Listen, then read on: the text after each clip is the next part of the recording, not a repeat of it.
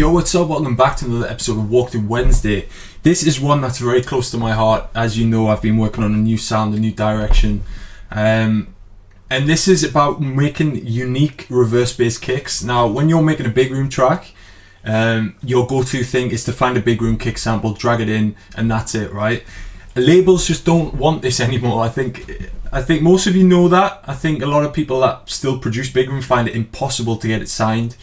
You know, everybody's the same. You see a lot of the big guys now switching up their style as well. It's just got to the point where we can't recycle this structure, this same thing over and over again. It happens to all genres. You know, you see it with dubstep like 10 years ago or something. It eventually just falls off the spotlight and something else needs to come in its place. And obviously I love big room, I love the energy. I'll always love it. So what I wanted to do is make big room on steroids. So what I want to do is incorporate psytrance, hard style, hard techno, hard trance, and switch up the bassline element, because I think the leads are still super sought after today. And you know, you go to a festival, you hear a catchy melody, people still love this, right? But the 128 BPM big room kick is just dry to me. So I basically took it upon myself to research all the genres that I really liked.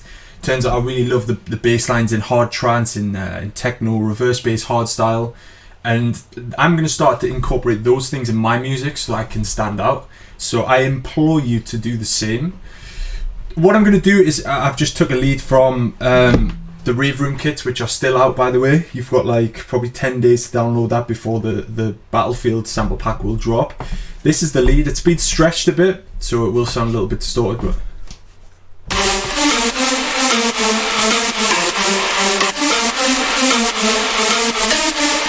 it's one of those catchy big room melodies I think works really well, and at 150 it just gets that extra energy.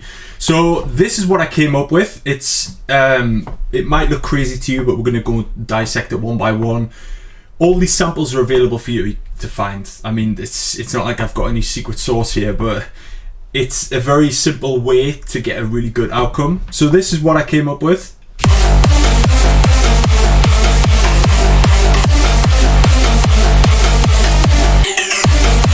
And without the drop lead.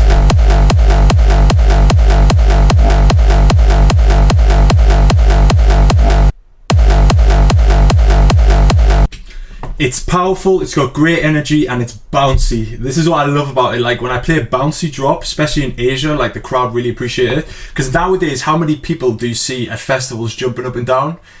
You just don't see it anymore. It's not 2014, so people like to at least dance a little bit. And with reverse hardstyle, you get the ability to dance and move and groove. So that's another reason why I'm using a lot of reverse basses. It's just the energy's increased, man. That's why Melbourne Bounce was so big when it was, because it's EDM but it's bouncy. So how did we come up with this? First off, you're going to need a big kick, right? With this kind of stuff, it needs to be a heavy kick. This is from a Psy style, which is like hard style Psytrance pack, and it's no longer on Splice. Let me see, it's called Psy style, so if you want to go get it, you're going to have to buy it somewhere.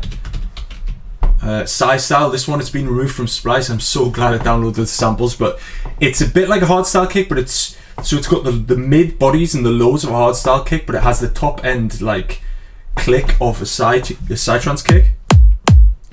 And what I've done here is I've automated it with offbeat basses. This is your offbeat, right? Let me just so in this section you can see, let me just enlarge this. You can see that the kick has some tail, right?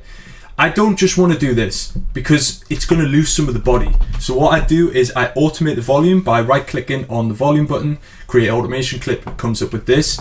And then all I did was find the curve which suited the bass best. So this is what I came up with. Not that, but I'll show you without and with. Just makes it a tiny bit more snappy, right? And this all makes a massive difference because you're using lots of different sounds, so you have to make them all fit within the puzzle. Your sub bass is obviously super important. You need that fat low end, and the way I did it was I took a Kashmir kick. Shout out to Kashmir as always. for providing the sickest, easiest samples to grab.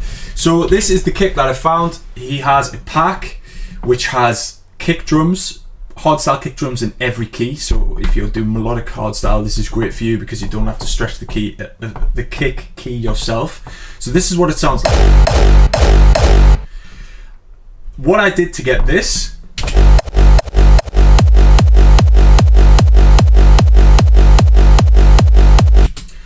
all I did was volume automation. Basically put it on its own mixer track, did some EQ because we'll go into that in a little bit, but all I did with this, right click, create automation clip, which gave me this green automation. So this is the